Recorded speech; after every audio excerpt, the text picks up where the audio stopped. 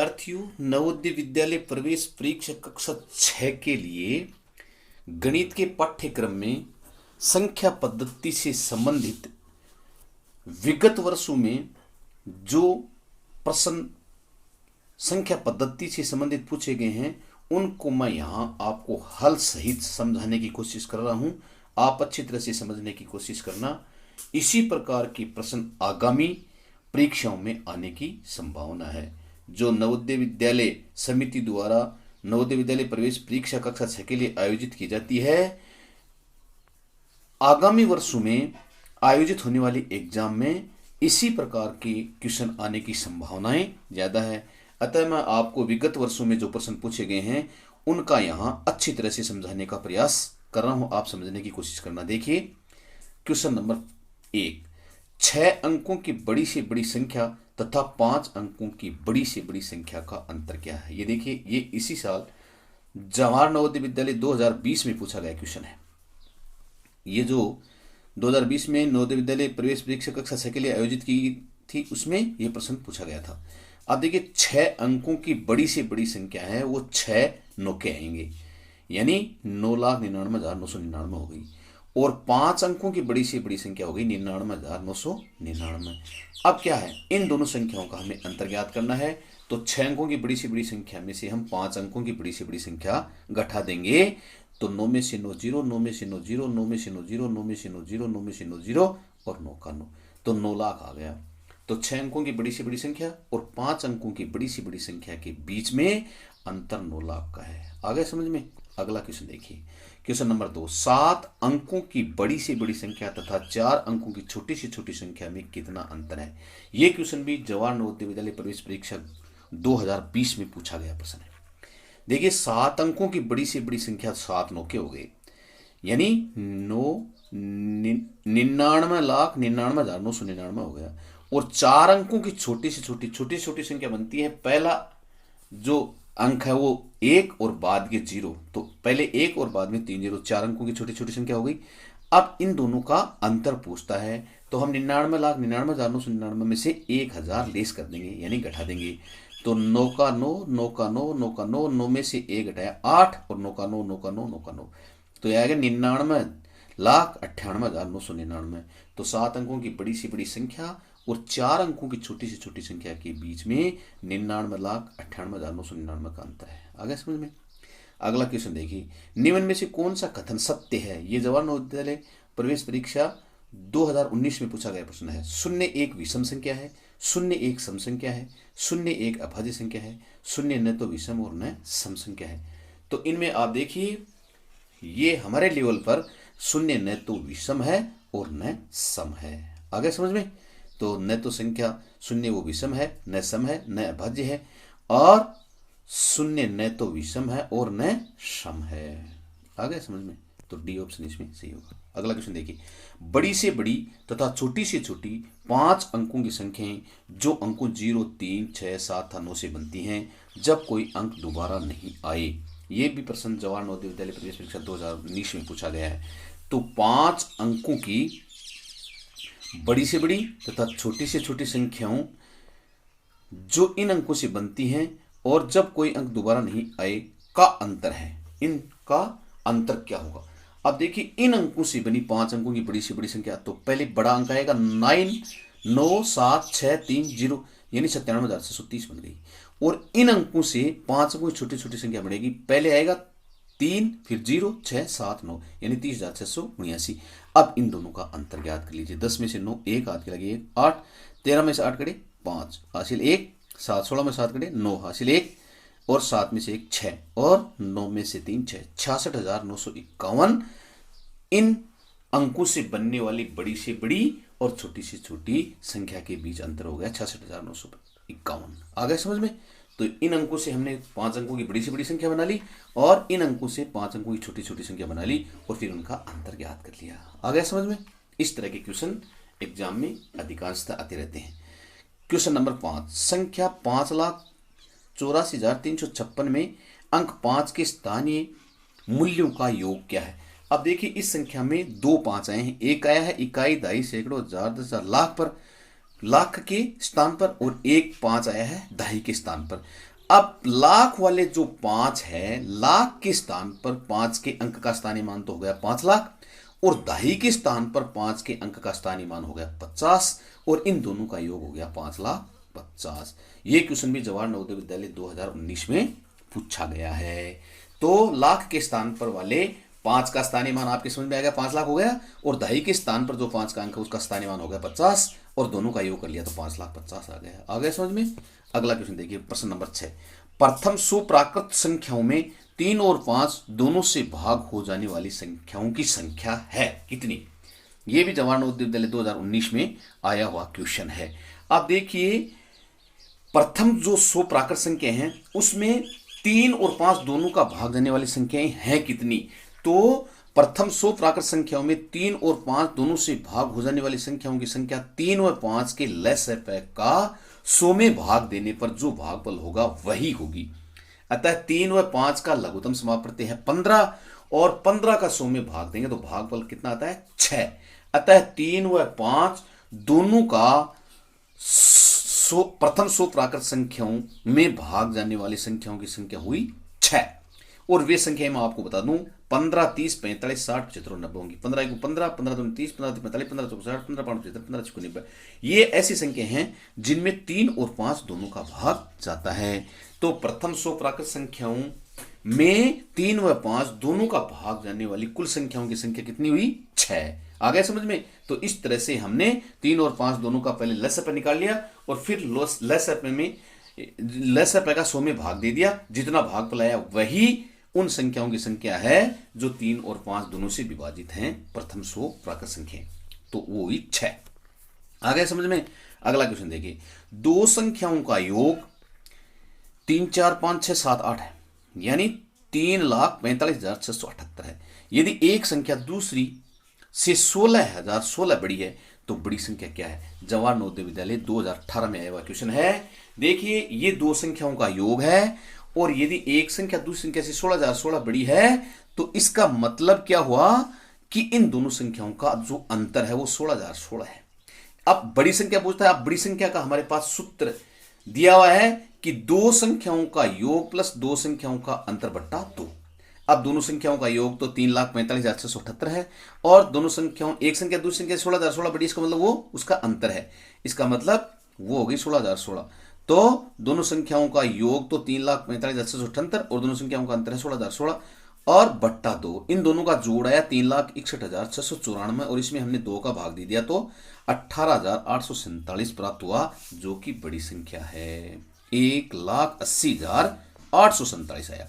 1,80,847 आया, जो कि बड़ी संख्या है। बड़ी संख्या का सूत्र होता है दोनों संख्याओं का जो योग है उसमें दोनों संख्याओं के अंतर को जोड़ दो और 2 का भाग दे दो। तो दोनों संख्याओं का योग 3,45,678 था, और दोनों संख्याओं का अंतर 16,016 था। इन दोनों को हमने जोड़ दिया, 3,61,694 है, इसमें हमने 2 का भाग दे दिया तो 1,80,847 उत्तर हमारा प्राप्त हो गया। तो ये क्या आ गई? बड़ी संख्या आ गई। छोटी संख्या अगर पूछता है तो दोनों संख्याओं के योग में से दोनों संख्याओं का अंतर घटा के 2 का भाग दे दो। आ गया समझ में। इस तरह के क्वेश्चन एग्जाम में आते रहते हैं लगभग। क्वेश्चन नंबर 8 में देखिए, निम्न में से कौन सी संख्या 18 से पूर्णतः विभाजित होती है? यह जवाहर नवोदय विद्यालय 2018 में पूछा गया क्वेश्चन है। इसमें यहां देखिए 4 का बार बार रिपीट हुआ है, 5 का अंक रिपीट हुआ है, यहां 6 का अंक रिपीट होकर लास्ट में 0 आया है, और यहां 6 के डिजिट रिपीट हुए हैं, 6 का अंक रिपीट हुआ है। तो 18 का भाग जाने का एक नियम भी है कि 2 और 2 4 और 2 6, सम संख्या में अगर 6 रिपीट हो जाता है तो 18 से संख्या पूर्णतः विभाजित होगी। तो यहां ऑप्शन नंबर 4 है वो इसका उत्तर होगा। ये 6,66,666 में 18 का भाग पूरा पूरा जाता है। तो इन चारों में से 6,66,666 है वो संख्या 18 से पूर्णतः विभाजित है। आ गया समझ में। अगला क्वेश्चन देखिए, एक संख्या से उसके अंकों का योग घटाया जाता है, परिणामी संख्या सर्वथा विभाजित होती है। ये देखिए बहुत अच्छा क्वेश्चन है। ये जवाहर नवोदय विद्यालय प्रवेश परीक्षा 2018 में पूछा गया था। क्या पूछ रहा है कि एक संख्या से उसके अंकों का योग घटाया जाए तो जो परिणामी संख्या प्राप्त होती है उनका योग घटाने के बाद में वो सर्वदा किससे विभाजित होती है? 2 से होती है, 5 से होती है, 8 से होती है, 9 से। तो एक संख्या से उसके अंकों का योग घटाया जाता है तो परिणामी संख्या सर्वदा 9 से विभाजित होती है। जैसे मैं आपको उदाहरण के तौर पर बता दूं, जैसे 45 संख्या है, में से उसके अंकों का योग, इनके अंकों का योग हो गया 4 और 5 9, 9 घटाने पर परिणामी संख्या प्राप्त क्या होगी, 45 में से 9 घटाने पर 36, जो कि 9 से पूर्णतः विभाजित है। और मैं एक दूसरा उदाहरण आपको और बता दूं, जैसे संख्या 11, 11 में इसके अंकों का योग 2 घटाएंगे तो 11 में से 2 घटाने पर 9, जो कि 9 से विभाजित है, वो न तो 2 से विभाजित है, न 5 से विभाजित है, न 8 से। अतः यह सिद्ध हो गया कि एक संख्या से उसके अंकों का योग घटाया जाता है तो वो जो परिणामी संख्या हमें प्राप्त होती है वो सर्वदा 9 से ही विभाजित होती है। अतः यहां ऑप्शन 4 सही होगा उत्तर। ये बहुत बढ़िया क्वेश्चन है। अगला क्वेश्चन देखिए, यदि ए बी की पूर्ववर्ती संख्या है, पूर्ववर्ती का मतलब होता है पहले वाली, ए है वो बी की पहले वाली संख्या है, ठीक पहले वाली, कौन, ए, तो a माइनस बी और b माइनस ए का मान क्या होगा। यह जवाहर नवोदय विद्यालय 2018 में आया हुआ क्वेश्चन है। अब देखिए, a अगर b की पूर्ववर्ती संख्या है, इसका मतलब a है वो b से छोटी है, ठीक पहले वाली संख्या है। इसका मतलब यहां हम क्या करते हैं, मान लिया a बराबर तो है 10, ये मान लेते हैं, और b बराबर है 11, तो यहां a माइनस बी का मान क्या हुआ, 10 माइनस 11 बराबर -1 हुआ कि नहीं हुआ, क्यों कि 10 माइनस 11 का मतलब -1 आ गया। और b माइनस ए का मतलब, b का मान कितना 11 और a का मान है 10, तो 11 में से 10 घटाया आया 1। इसका मतलब a माइनस बी और b माइनस ए का मान, देखिए a माइनस बी का मान तो आ गया -1 और b माइनस ए का मान आ गया 1, तो इनका उत्तर क्या हुआ, -1 तथा 1 उत्तर हुआ। यानी a माइनस बी का मान तो हुआ -1 और b माइनस ए का मान हुआ 1, अतः -1 तथा 1 इसका उत्तर होगा। यह भी बहुत बढ़िया क्वेश्चन था। पूर्ववर्ती संख्या और उत्तरवर्ती संख्या के बारे में मैंने आपको पहले बता दिया है। पूर्ववर्ती संख्या होती है वो -1 करने पे आती है और उत्तरवर्ती संख्या +1 जोड़ने पर, 1 जोड़ने पर प्राप्त होती है। तो ये पूर्ववर्ती संख्या पहले वाली संख्या, उत्तरवर्ती आगे वाली संख्या। तो ये बहुत बढ़िया क्वेश्चन था। अगला क्वेश्चन देखिए, विभिन्न अंकों से बनी 4 अंकीय छोटी से छोटी संख्या जिसमें 9 दाही के स्थान पर हो कौन सी है। यह जवाहर नवोदय विद्यालय 2017 में आया हुआ क्वेश्चन है। अब देखिए, इसमें यह पूछ रहा है कि 9 दाही पर होना चाहिए। तो अब देखिए, इन 4 संख्या दे रखी हैं, 1092, 1290, 2091, 2190, तो सभी में यानी 9 का अंक है वो दाही के स्थान पर ही है। लेकिन इनमें सबसे छोटी संख्या है कौन सी। अब देखिए, ये 1000 है, 1092, 1290, 2091, 2190, तो 1092 सबसे छोटी संख्या हुई और 9 का अंक दाही पर भी है। अतः 1 नंबर का ऑप्शन है वो हमारा सही हुआ। तो विभिन्न अंकों से बनी 4 अंकीय छोटी से छोटी संख्या जिसमें 9 दाही के स्थान पर है, इनमें कौन सी होगी, 1 नंबर का ऑप्शन होगा 1092। आ गया समझ में। अगला क्वेश्चन देखिए, क्वेश्चन नंबर 12, अंकों 9, 5, 0, 2, 4 का प्रयोग करके सबसे छोटी 5 अंक की सम संख्या क्या है। यहां आपको सबसे छोटी 5 अंकों की सम संख्या बतानी है। यह जवाहर नवोदय विद्यालय प्रवेश परीक्षा 2017 में आया हुआ क्वेश्चन है। ये भी देखो कितना अच्छा क्वेश्चन है। अब इसमें छोटी संख्या पूछता है तो यहां 0 तो स्टार्ट में कभी लिख ही नहीं सकते, तो सबसे इनमें 0 के बाद में छोटा अंक कौन सा है, 2, 2 के बाद में हमने लिखा 0, 0 के बाद में हम लिखेंगे, लिखना चाहिए था 4 छोटी संख्या बनाने लिए, लेकिन यहां हमें सम संख्या बनानी है, इसलिए 4 को हमें इकाई के अंक पर ले जाना पड़ेगा। तो 2, 2 के बाद में 0, 0 के बाद में हम लिखेंगे 5 और 5 के बाद में 9 और 9 के बाद में लिखेंगे 4, क्योंकि इकाई के स्थान पर हमें 0, 2, 4 में से लिखना है। तो 2 तो सबसे शुरू में लिखेंगे तब सबसे छोटी संख्या बनेगी, उसके बाद में 0 लिखेंगे तब बनेगी, और फिर 4 का नंबर था, लेकिन 4 को हम इकाई के स्थान पर ले जाना पड़ेगा क्योंकि संख्या सम बनानी है, इसलिए 2, 0, 5, 9, 4 ये संख्या 5 अंकों की सम संख्या बनेगी। तो 20,594 ये संख्या है जो इन अंकों से बनने वाली 5 अंकों की सबसे छोटी सम संख्या है। आ गया समझ में। ये है। तो मैं उम्मीद करता हूं कि संख्या पद्धति से संबंधित विगत वर्षों में नवोदय विद्यालय प्रवेश परीक्षा में जो संख्या पद्धति संबंधित प्रश्न पूछे गए थे वो आपको अच्छी तरह से समझ में आए होंगे।